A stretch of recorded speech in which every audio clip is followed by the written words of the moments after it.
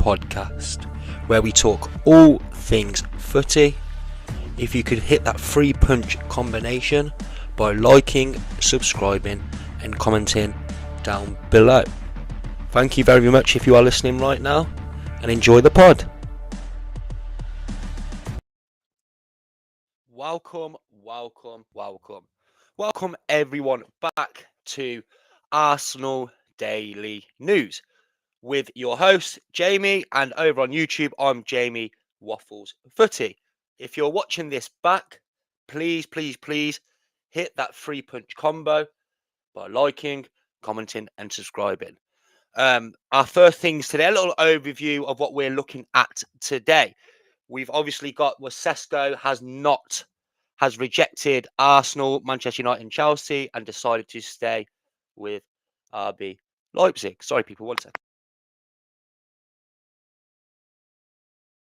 Back to it. So we're going to start off today with Benjamin Sesko, as obviously it's been heavy rumours with Sesko coming to Arsenal.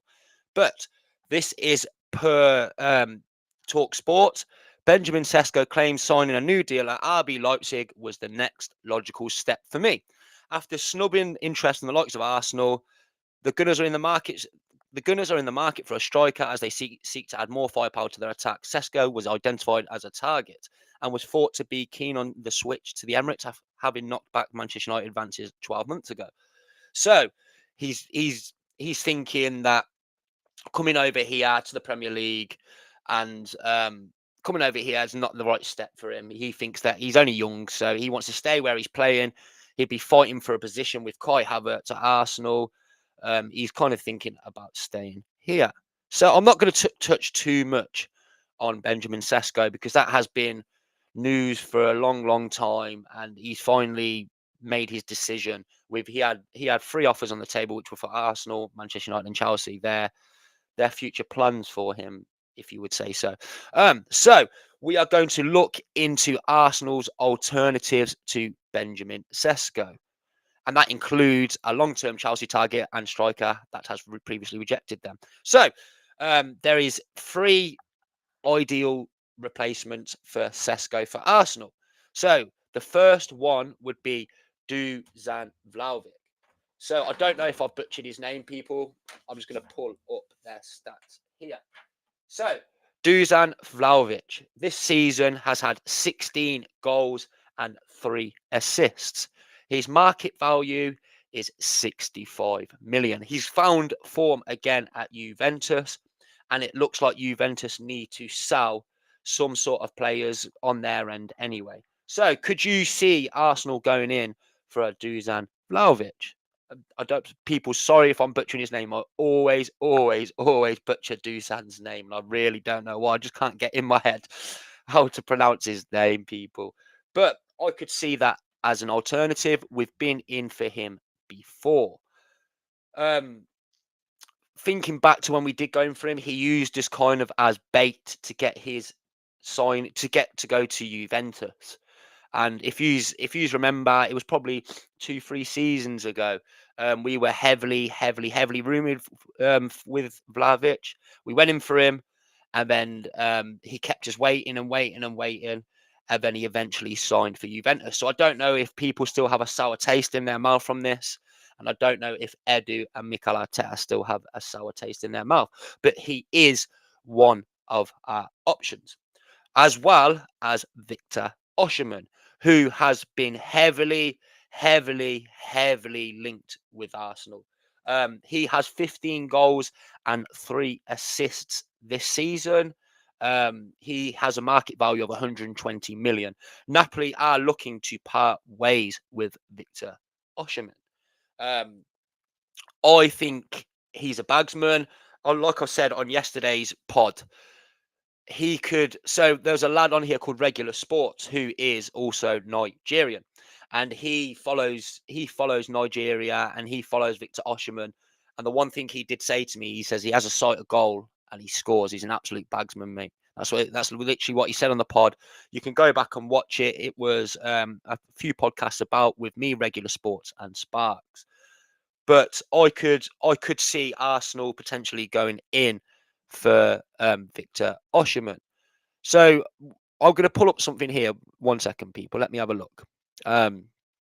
So this is per Dean Jones Soccer. I was told over the weekend Arsenal had been happy for all the talk publicly about them signing Sesko as their target because they were actually in the background talks elsewhere. My information has been that Arsenal did not even plan to sign anyone in June, and their main business will come a bit later on. But with Sesko, they were being hurried into a decision. So they were in. There's no doubt. There's no doubt at all that Arsenal were interested in Benjamin Sesko.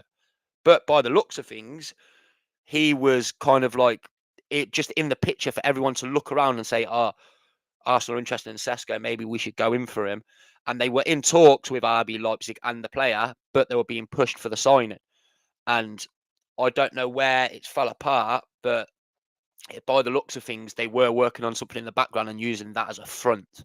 Whether that is a Victor Oshimen is yet to be seen. But that's kind of what I'm correlating and kind of what I'm thinking, that Victor Oshimen is our main target. And he's this season at Napoli, he wants to leave. Napoli want him gone. So we know the player wants to leave. So it's not really it's not a it is a hard transfer because it's Victor Oshimen, but at the same time, it's not because we know club wants to sell, and we know that he wants to leave.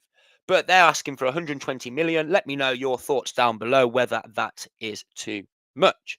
Moving on to Joshua Zirkzee, who we have been very, very heavily rumoured with, as well as Vlahovic, Victor Oshimen. I would say Victor Oshimen and Joshua Zirkzee are really, really the two that we're heavily, heavily rumoured with now that Sesko has left. Joshua Zirkzee this season has 11 goals and five assists over in the Serie A. He plays for Bologna, which have made Champions League football over there in Serie A this season. Have had a very, very good season. I don't know too much into Joshua Zirkzee. I know a lot more about Dusan Vlahovic because on my recent pod, I've done an in-depth look into Serbia's squad regarding them being in England's group, which they're a very, very good side. So Joshua Zirkzee is heavily, heavily linked. Let me know your thoughts down below out of the three that you would be ideally going for, as Arsenal would be going for. So moving on to this other part of news. Incoming Juventus manager Thiago Motta has made a specific request for the club to sign Jakub Kivior. Arsenal want at least 20 million to sanction a sale, which Juventus deemed to be excessive and believe Arsenal could lower their demands later this summer. People. Why are we demanding so less for our players? Alex Oxlade-Chamberlain is still our highest sold player, which was 7-8 seasons ago now, and that was 35 million. In what world is Jakub Kivior worth 20 million euros? I can't back it. I cannot back it. But per source Tuto Mercato Web, which is quite reliable, they claim that Arsenal won at least 20 million euros, which is about 16, 17 million pound, which I think Jakub Kivior is worth a lot more than that to us, unless Mikel Arteta has other thoughts about him either coming or going, kind of thing. But 20 million euros, if Jakub Kivior leaves for anything 20 million euros or anything less, I won't be happy about it. I know it's not down to me. I'm not I'm not Richard Garlick. I'm not part of the team, but he came in and did a job for us last season, boys and girls. He come in, did a job, did that left back position when Zinchenko was out, and Uran Timber were out. So he's a good cover. He's good cover for Gabriel. Whether he's up to that level is yet to be seen. But I think he had a relatively good season, and I think it is perfect cover for Gabriel. Whether we bring in another left back, we play Uran Timber, that's another matter. But he can cover the left hand side, he can cover that left centre back position. So I would want to keep Jakub Kivior, but apparently Juventus are heavily, heavily rumoured with him, and 20 million euros is Arsenal's price tag, which I really, really, really can't see. I think he's too valuable to us, to this squad. He's not our best defender, don't get me wrong, but I think he's been a shrewd bit of acquisition. He's He's filling in the positions. He's filling in the gaps for us, people. So I don't want Jakub Kivior to leave unless there's someone incoming, and I certainly don't want him to leave for that price. Moving on from Jakub Kivior, this is just in from Ed Aarons. I got this off Eduardo Hagen on Twitter. And we both know, or we all know, that he's been posting a lot of transfer rumors constantly all over his page. But per Ed underscore Aarons on Twitter, or X as you would like to call it, Mikel Arteta would like a left back, central midfielder, and a winger, but any arrivals are likely to have to be balanced by sales. So me thinking into this, we made the most money in the league last season. That was from the Champions League money. We were the most watched team. Thank you to all the haters that watched us because you put money in our pocket for some transfers. I don't think this is true because he's put with like a left back, central midfielder, and a winger. So Mikel Arteta's not thinking about a striker. Edu's not looking at strikers. We're heavily linked with strikers. I don't see a world where we don't buy a striker this season, and I think the fans will all agree with me on that one. So that's I'm just rubbishing that there. Moving on over to Bukayo Saka. Wayne Rooney, this is what Wayne Rooney has said regarding Bukayo Saka. Because here, people, it's Arsenal Daily News. It's not transfer news. It's a mixture of everything. If someone talks about an Arsenal player, I'll talk about it on here. But if you could like, comment, and subscribe, get your comments in, people. I'm live on Twitter and I'm live on YouTube. This is all new to me. This is my second ever Arsenal Daily News. But I do record a lot of podcasts with Sparks, and he's at We're the North Bank. But my channel is Jamie Waffles Footy, where I'm doing all the coverage for the Euros. I'm doing a deep analysis into all the groups, which I did A and B 3 days ago. The day before we did C, which was England's group, and then last night we did D. So we're looking into each squad, their run of form, and how they're looking going into the tournament. Moving on. So Wayne Rooney on Saka. You imagine his position on the right for England is almost cemented. He is a game changer who can win games for you, and he has been fantastic, especially the last couple of years. Wayne Rooney, England legend, one of England's best players in the recent generation, has spoke out, and I completely agree with him. I do a lot of TikTok lives. So if you want to go over to my TikTok live, Jay Gunner, go over to my TikTok, and I get a lot of people in there, about 100, 200 people in at a time. So recently, when obviously the media agenda behind Bukayo Saka after the loss to Iceland was very, very heavy. So I decided to speak about it over on my TikTok live, and I was flooded with comments just rubbishing Saka, rubbishing him. I'm not going to say the comments on here because I don't want to get banned, pretty much. But you can all imagine what the comments were about Bukayo Saka over on my TikTok live. But I defended him. I defended our star boy, which he needs to be defended by all of us. But that right wing spot for Bukayo Saka is pretty much cemented. I think that Cole Palmer, he played them friendlies. He had his kind of audition. He had an audition to say whether he could start in front of Saka, which people, I love Bukayo Saka. We all love him. He's our star boy. But if he performs badly, then Cole Palmer should come in. But Cole Palmer didn't amaze me. I don't think he really smashed the audition, as you would say. So I think that position is for Bukayo Saka. Going into the tournament, Bukayo Saka is Arsenal's leading, England's second leading scorer. Sorry for mumbling up my words, people, but he's England's second leading scorer. And if you combine Palmer, Foden, Watkins, Tony, they all put them all together, and Saka still has more goal contributions for England. He's scored now 11 goals in 27 games. So Rooney's backing Bukayo Saka, which we need. We need some people to start coming out and backing our boy. So moving on from Bukayo, this is heavily rumoured today and yesterday. Arsenal are linked with another keeper. So I'm assuming this is because Aaron Ramsdale will be on his way out. So Arsenal are interested in signing Real Madrid's Andre Lunin, per Miguel Cope, who is a very, very, very reliable source over there in Spain. Could we see the likes of Andre Lunin coming in and Ramsdale going out? I'd be happy with Lunin if Ramsdale was leaving. I'd be extremely, extremely happy with Lunin coming in. If everyone knows Lunin, he plays for Real Madrid, and he's been having a good season over there since Courtois has been injured. Sorry, people. Let me just mute my. Sorry, people. I've got a bit of a cough at the moment. I think it's my hay fever sitting on my chest. But yeah, Andre Lunin, I think he wants to leave. He wants first team opportunities, whether that is to be seen at Arsenal with David Raya. But Andre Lunin, heavily linked. He was furious after being left out in the Champions League final, having played all the way through, and Thibaut Courtois come in. Thibaut Courtois came in. Mouthful. But yeah, he came in, so Lunin wants out. And I think he is a perfect candidate to come to Arsenal. That's if Aaron Ramsdale does, of course, leave. I'm happy for Aaron Ramsdale to stay because we all love him as Arsenal fans. But if he does not stay, then I'm happy with the likes of Lunin coming in. I don't want another, just say, Matt Turner coming in as a replacement because ideally you can't bring him on. He's not good enough. And I think we've moved past that. Matt Turner kind of backup keeper. Anyways, let me know in the comments down below what you think about Andre Lunin being rumoured with Arsenal. Moving on to an ex-Arsenal player. Laurent Koscielny is the new sports director of FC Lorient. I want to say congratulations to Laurent Koscielny.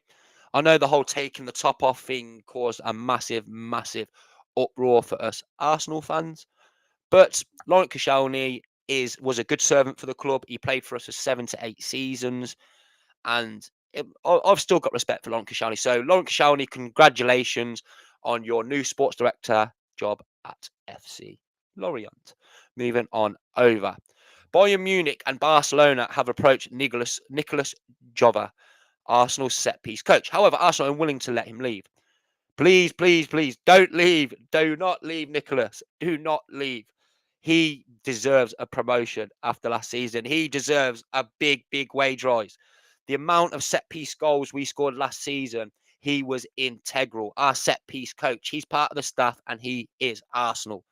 And Arsenal are unwilling to let him leave. We don't want him to go. I don't want him to go. You probably don't want him to go. He has improved us through set pieces so much. How many set piece goals did we score last season? It helped us through that sticky patch in the first half of the season where we weren't up to scratch. We were still winning games here 1-2-0, but we weren't in fine form, and we were getting by the set pieces what Nicolas was putting into place. So Bayern Munich and Barcelona have approached him, and Arsenal don't want him to leave. So Arsenal, Edu, Richard Garlick, offer him a pay rise. Give him whatever he wants. Put the paper down. Let him sign it. Whatever he wants. Nicolas, you're staying with the Arsenal. Moving on over to some other news. This isn't Arsenal regarded kind of, but I think Arsenal should go in for him. Matthias de Ligt is up for sale this summer. Bayern needs the revenue and wants to save on his wages, reports Pletty Gold, which is a very reliable source, people. What do you think about Matthias de Ligt? Let me know in the comments down below. I know we have William Saliba there and we have Gabriel at left centre-back, but imagine having Matthias de Ligt in that squad as well. To compete with the big boys and go in the Champions League, you need other strong players to come in. Okay, Man City, they have the likes of, they have Rodri, they have Bernardo Silva, they have a flurry of talent. So when they come in off the bench, they've got Jack Grealish coming off the bench, who's £100 million signing. So Matthias de Ligt would be very ideal. And we're not linked with him, people. Let's get that out there. We're not linked with him, but I think that could be a shrewd bit of business if Arsenal went in for Matthias de Ligt now that he's up for sale, and go in there and then bring him in as an alternative to Saliba. They can swap and change because we play Saliba. He was our most played player last season. He played the most minutes in the league last season. He played every single game for the Arsenal. But at what point? So people, when William Saliba gets injured, who comes in for him? Because remember when he did get injured that season before and we capitulated. So who comes in for William Saliba? I would prefer to see Matthias de Ligt than what it was before when it was Rob Holding coming in. So moving on. We were heavily rumoured with Douglas Luiz. But Fabrizio Romano put out a tweet last night. Juventus and Aston Villa keep advancing on swap deal after positive talks again tonight. Club to club agreement, and it's at the final stage. Just waiting on a here we go, pretty much. Juve are close to reaching an agreement on personal teams with Douglas Luiz. Aston Villa made contact proposal to Weston McKennie and Samuel Illing Jr. So, in just to round it all up, they're doing a swap deal and 20 million euros on top of it for Douglas Luiz. Douglas Luiz seems to be on his way out. I was talking on the show yesterday about Douglas Luiz coming into Arsenal, and Arsenal should be going in for this. I think we should be jumping and trying to get Douglas Luiz, but he looks to be on his way out to Juventus by the looks of things. So I think that ship may have sailed unless we come in at the last minute, strike a bargain with Aston Villa, be looking at about £15 million because they have to make up 60 million before the end of June. So they need to make some sales. But people let me know your thoughts down below whether you would like to see a Douglas Luiz in the squad. But by the looks of things, the ship has sailed. The last little bit of news I'm going to bring out today for all you basketball fans over there in America, Jaylen Brown, Boston Celtics. I support my friends. I've got a lot of different friends around the world, soccer players, but I'm an Arsenal fan. So a lot of these celebrities or basketball players or NFL players over in America, I seem to see that they're quite a lot of them are Arsenal fans. So Jaylen Brown from the Boston Celtics, he's the number 7. He is a gooner, just like me and you, just like everyone that is watching. He is a gooner. So up the Arsenal boys. That's my last little bit of transfer news. But I do want to just touch on a few little things regarding. I've just spoke about Bukayo Saka, but this tournament, people, whether us Arsenal fans, obviously, it's more than likely just going to be Arsenal fans watching this, as it is an Arsenal daily news show. But anyone, if you're watching the England this summer and you're supporting England or you're supporting your country wherever you are, support and back your players. Support. We can criticize people, but then there's our agendas.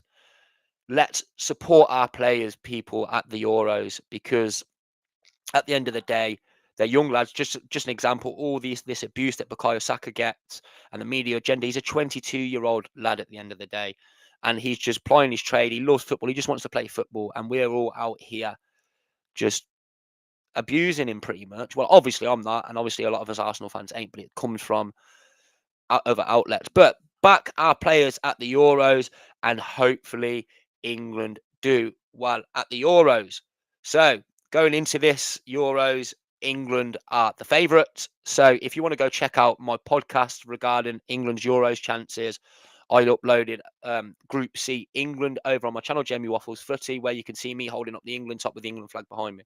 So if you want to go check that out, you want to check out some Euro content, go check out. But that's been my Arsenal daily news for today.